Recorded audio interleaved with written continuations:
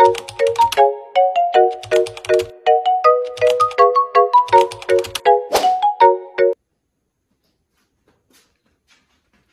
morning, panelists. My name is Gildemark P. Gunsi, and this is my demonstration in elementary school. Allow me to start. May I request everybody to please stand for our prayer? Thank you, Lord. Amen. So, before you can take your seat, pwede bang pakikuha ng mga basura sa ilalim ng inyong mga lamesa at upuan? At pakiayos na rin ng inyong mga upuan upang komportable kayo sa inyong pakikinig. Okay? You may take now your seat. So, bago ang lahat, pwede ko ba malaman kung mayroong mga absent dito? Wala? Very good! So, ngayon, ating munang tatalakayin yung ating topic kahapon, which is ang addition at ang division. Marunong na ba kayo mag-add and divide? Very good. Sige nga. 1 plus 1? 2. Very good. 2 plus 2? 4. 3 plus 3? 6. Okay, ang galing nyo naman mag-add. Okay, sa division naman tayo. 4 divide 2. Okay, 2. Kasi merong 2 sa 4. Very good. Alam kong alam nyo na yan, kaya proceed na tayo sa ating topic. But first, may I request everybody to please rise again? Kasi kakanta tayo. Gusto nyo ba yon? Alright! Ayan. So, hayaan nyo muna na ituro ni teacher kung paano kantahin. If you want to find the mean, add and divide. If you want to find the mean, add and divide. Add the numbers all together, then divide it by how many? If you want to find the mean, add and divide. Clap, clap. Nakuha ba, children? Okay, very good. Ngayon, sabayan niyo na si teacher. 1, 2, 3, sing. If you want to find the mean, add and divide. If you want to find the mean, add and divide. Add the numbers all together, then divide it by how many? If you want to find the mean, add and divide. Okay, very good! So, pwede na kayong umupo at sisimulan natin ang ating bagong topic. So, ang ating topic ngayon ay patungkol sa mean. Ay mamaya, ituturo ko sa inyo kung ano ang mean. So, bago yon, kilala nyo ba to? Josh, sino to? Okay, si Superman. Stella, sino to? Si Batman. Yes, Aldrin. Si Captain America. Very good. Yes. Si Hawk. Very good, Micaela. Sino itong mga ito? Yes, mga superheroes. So nakikita nyo, merong mga number sa taas nila, di ba? Ang meaning ng mga number dito ay kung ilang bata ang nailigtas nila sa isang araw. So, bilangin nga natin. Si Batman, meron siyang iniligtas na bata na 5. So, 5 bata ang kanyang iniligtas. Kay Superman, 5 din. Kay Captain America, 5 din. At kay Hawk, ay 5 din. So, meron akong tanong.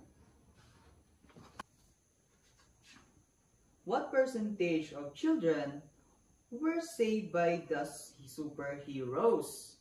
Ilang porsyento nga ba ng mga bata ang kanilang na-save or nailigtas sa isang araw? Alam nyo ba? So, para malaman natin mga bata, meron akong dito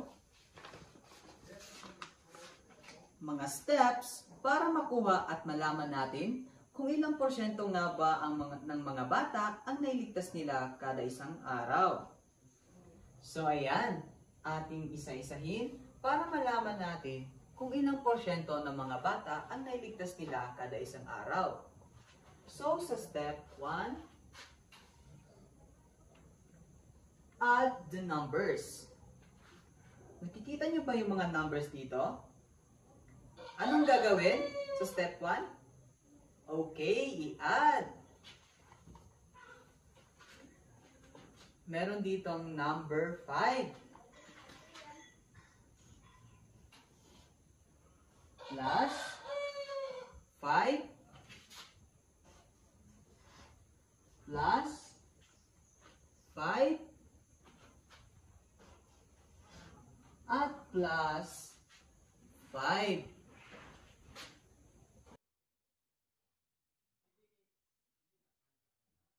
At dahil natapos nating isulat ang lahat, i-add natin sila. 5 plus 5, very good, 10. Plus 5, very good ulit, 15. And plus 5, very good children. So, ang sum ay 20. Ang 20, lalagay natin dito dahil ito ay ang sum.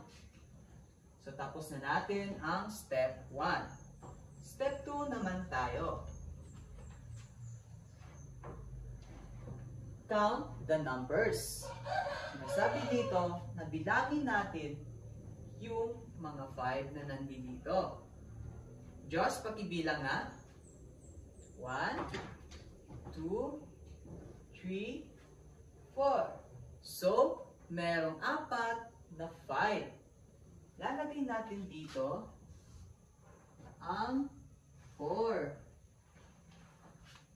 At tapos na tayo sa step 2. At pang last ay ang step 3.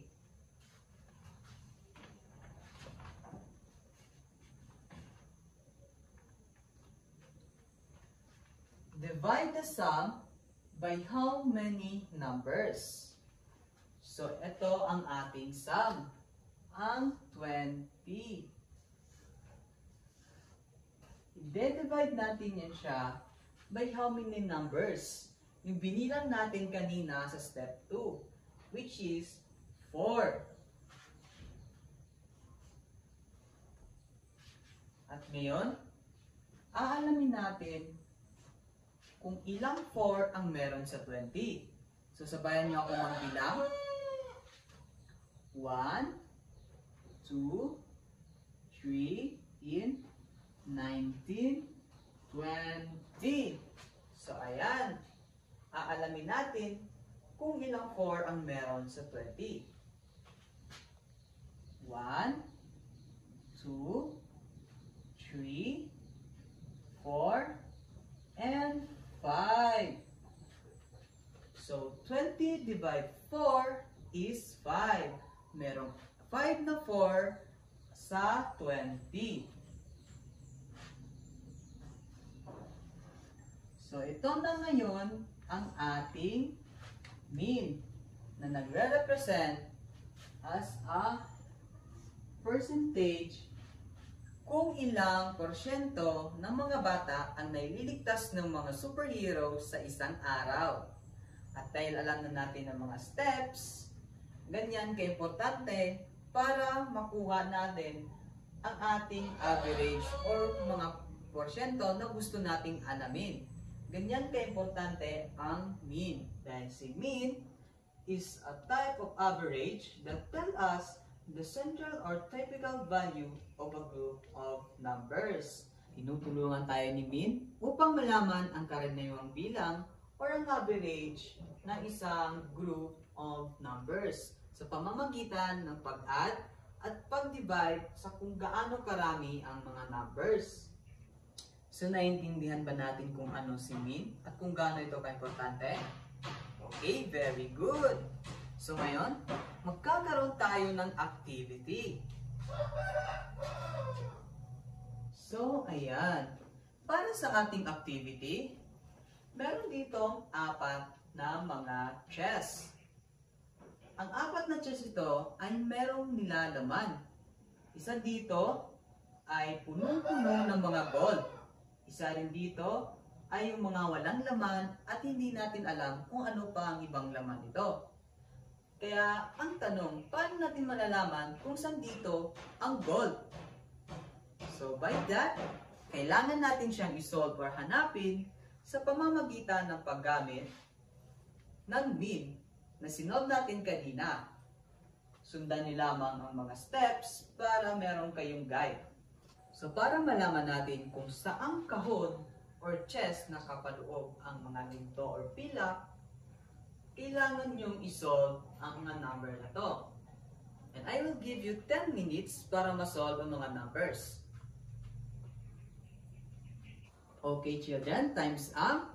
Can you pass your paper at the center aisle? Okay, very good. So ngayon, isosolve natin ito para makuha natin at malaman kung saan kahon nakalagay ang mga ginto. So una, meron tayong number na 9 at 8, 3, and 4. So sa step 1, add the numbers. I-add natin sila. 9 plus 8, okay Jericho, 17, very good. Plus 3, Stella, 20, very good. Plus 4, Robin, 24. So, meron tayong 24 na sum.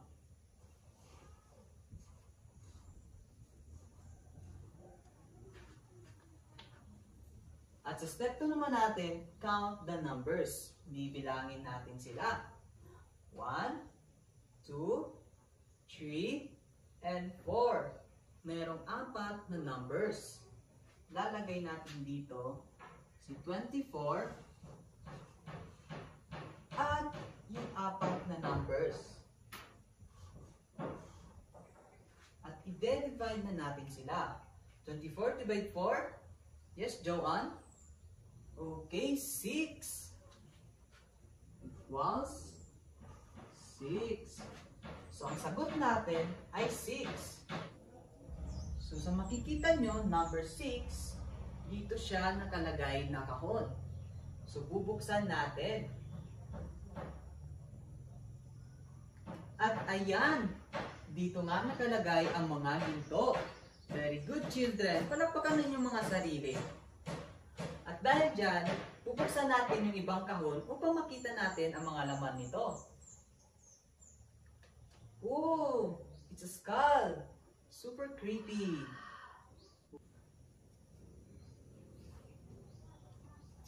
Oh, it's empty. Walang laman ang kahon na to. Bubuksan natin ang panghuling kahon. Ooh, stinky socks. Ew. Subuti na lang at nasagutan natin ang problem na to at natuntun natin kung saan ang mga ginto. Very good children! So ganon ka-importante ang mean. So alam niyo na ba kung paano kunin ang mean mga bata? Okay, very good. So dahil dyan, magkakaroon tayo ng short quiz. Sasagutan ninyo ito. Hanapin nyo kung ano ang mean sa number 1 and sa number 2. And I will give you 20 minutes para isolve ang mga question or ang ating quiz. Okay, time is up. Can you pass your paper at the center aisle? Very good. So ngayon, isosolve natin ang mga numbers dito.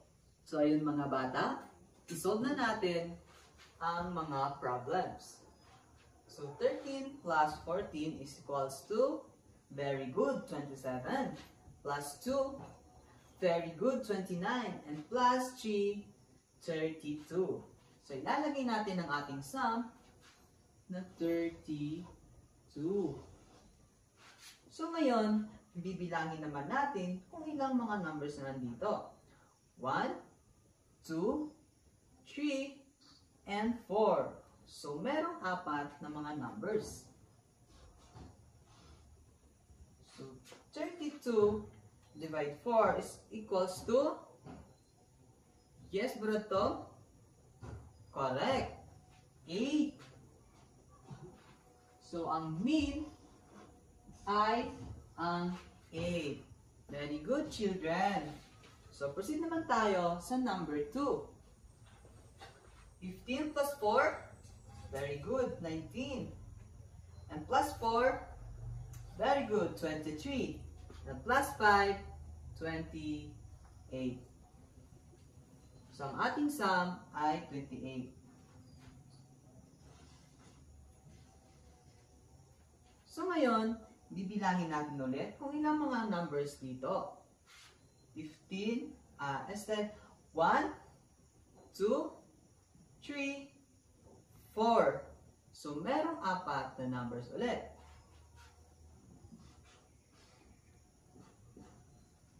So, i-divide natin sila. 28 divided 4 is equals to, yes, Ben? Very good. 7. At ang 7, ang mean. So, yung mga bata, alam niyo na ba kung paano isolve ang mean? Okay, very good. So, ang mean ay napaka-importante sa ating buhay, lalo na sa pag-solve ng mga grades, allowance, or scores. So, ayun mga bata, ating i-review ulit. Para makuha ang isang mean, kailangan natin siyang i-add. Add the numbers. I-add natin sila upang makuha natin ang sum. Like for example, ito. 32 and 28. Ang tawag dyan ay sum. Next naman, count the numbers. Bilangin natin kung ilang numbers ang nandito. Kagaya kanina, merong 4 na numbers.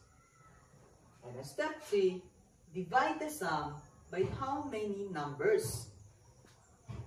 Ang sum natin, i-divide natin siya kung ilang numbers na nandito, which is, merong 4 na numbers. So, i-divide natin ang sum sa 4 ng numbers. At doon natin makukuha ang mean. So, alam niyo na ba ang mean, mga bata? Very good. Alam niyo na din ba kung paano ito kunin? Very good ulit. Palakpakan ninyo mga sarili. So, ayan children, bago natin tapusin ang ating klase, kopya niyo muna ang inyong assignment. Ang inyong assignment ay, find the average allowance for each student. So, hanapin ninyo yung average allowance ng bawat estudyante. Kay Ana, meron siyang 10 pesos, 8 pesos, and 9 pesos. Sa Ben naman, merong 5 pesos, 15 pesos, at 10 pesos. Si Ken naman ay 9 pesos, 8 pesos, at 7 pesos. So, alamin ninyo at hanapin ang average allowance by finding mean and using this step. Maliwanag ba mga bata? Okay, very good. May I request everybody to please stand for our closing prayer? Lord, thank you for your guidance and protection. Amen. Goodbye, class. Bye-bye. And that will be all for my demonstration. Thank you, panelists, for your listening, time, and attention. God bless.